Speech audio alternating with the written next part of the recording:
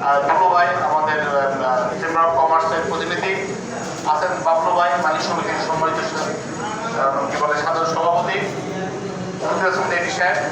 আমি আপনাদেরকে আমাদের অরুণ ভাই সব জানে বিআরটি, যেহেতু উনি আমাদের সদস্য আর্টিসি, দীর্ঘদিন ধরে আমাদের বিআরটি আর্টিসির সদস্য, আমাদের কমিটির সদস্য।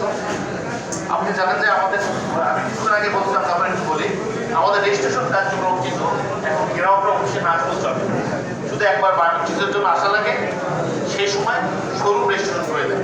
তারপর যদি শোরুম ভোগান্তি না দেয়, এই জন্য বাধ্যতামূলকভাবে আমাদের চুক্তি যেমন চেয়ারম্যানের সাথে করেছে, আমার সাথে এই হিসাবটা চুক্তি করা আছে, শোরুমের মালিকদেরকে আমরা এই হিসাবটা বসে যাতে শোরুম আবার গ্রাহককে ভোগান্তি দিতে পারে। তারপর যদি দিয়ে থাকে আপনারা আমাদেরকে জানাবেন। তখন ভাই যেমন নাম্বার দিয়েছে, আমার নম্বর এখানে আছে, যে ওয়ালে দেওয়া না থাকে আমার কাছে নিয়ে নেবেন। আর ড্রাইভিং লাইসেন্স যদি এখানে ম্যাক্সিমাম ড্রাইভার আছেন, ড্রাইভার ভাইরা কিন্তু এখন আপনারা জানেন, আপনি অনলাইনে ডেট নেন, ওখানে কিন্তু ধর্ণা দেওয়া লাগে না, দালাল ধরার কোনো প্রশ্নই, আমি কিছুক্ষণ আগেও বলেছি, কোনো প্রয়োজন হয় না দালাল ধরার। কেন প্রয়োজন হয় না? আপনার ডেট তো আগে ম্যানুয়ালি দিতেন, তখন দালাল ধরালে ডেট দিত না বিআরটি। এখন তো ওই সুযোগ নাই, আপনি ঝিকরগাছায় বসেও ডেট দিতে পারবেন, আপনি ঢাকায় বসেও ডেট দিতে পারবেন, এমনকি আপনি কি বলে চাপড়া বসেও ডেট দিতে পারবেন। অর্থাৎ কম্পিউটার দোকানে গেলে আপনি পরীক্ষার ডেটটা দিতে পারবেন, কোনো দালাল ধরার দরকার নেই। পরীক্ষায় আসবেন, অ্যাটেন্ড করবেন, আপনি দক্ষ ড্রাইভার, পরীক্ষা নাই তো এখানে, তার ফিল্ড টেস্ট হয় আপনার হাত পা সচল আছে কিনা, চোখ সঠিক আছে কিনা, এই জন্য এখানেও আমরা বলেছি কোনো ভোগান্তি দেওয়া যাবে না। তারপরে একজন চালক ভাই বলেছেন যে ড্রাইভিং লাইসেন্স মোবাইল করতে গেলে বোর্ডের, আমাদের তো নিজস্ব কোনো যানবাহন নেই, আমার নিজের যানবাহন নেই, আছে একটা ছোট্ট একটা গাড়ি সরকারি। তো এখানে আমরা চেষ্টা করছি যাতে প্রতিটা জেলায় একটা করে গাড়ি পাই। না পাওয়া পর্যন্ত বিআরটিসি যেহেতু এখানে আছে, বিআরটিসি প্রশিক্ষণ নেবে, সরকারিভাবে নিয়ম বলা আছে 300 টাকা জমা দিলে আপনারা দিতে পারবেন। এখানে নাই, কেন এটা হচ্ছে না সেটা আজকে আমরা দেখে দিব, যে আগামী ভোট থেকে এই সমস্যাটার সমাধান হয়। ক্লিয়ার বোঝা গেছে?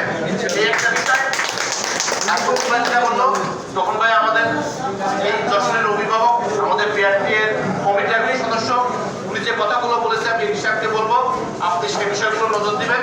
কি বলেছেন আমি আবার একটু শর্ট করে দিয়ে হিসাব কিংবা অফিসে যারা আছে, যে গ্রাহক লাইসেন্সের চালকরা, যারা চালক হয় তারা যাতে দালালের সম্ভাবনা হয়ে সাত্বিকভাবে ক্ষতিগ্রস্ত না হয়, অর্থাৎ অফিস এসে যাতে স্পেস পায়।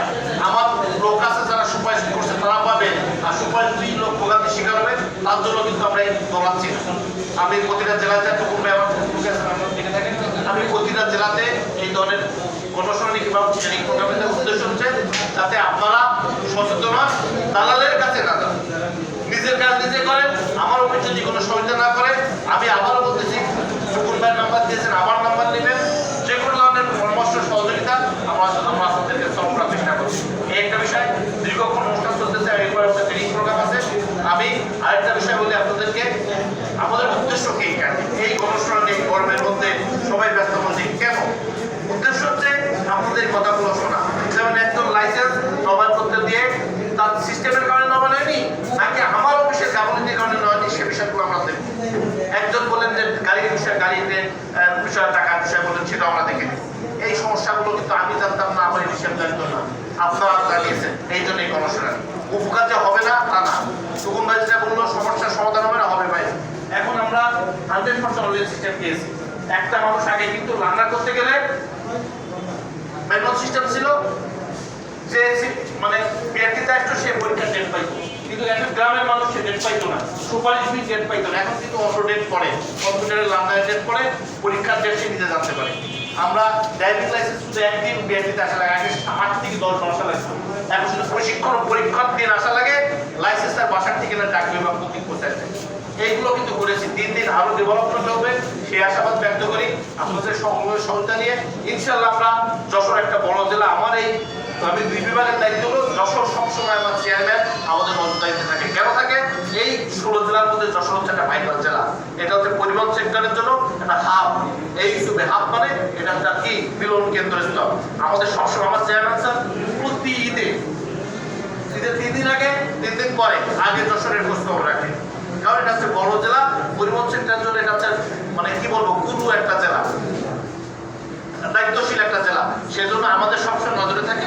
আমাদের দায়িত্ব বরিশালের যশোরে যারা আছেন, আমি বলবো আমাদেরকে জানাবেন, আপনাদের দায়িত্ব থেকে আপনাদের মতো আমাদেরকে জানালে আমরা চেষ্টা করবো যশোরবাসীকে সেবা দিতে। আমরা আপনাদের পাশে আসি, ভবিষ্যতে ইনশাআল্লাহ থাকবে।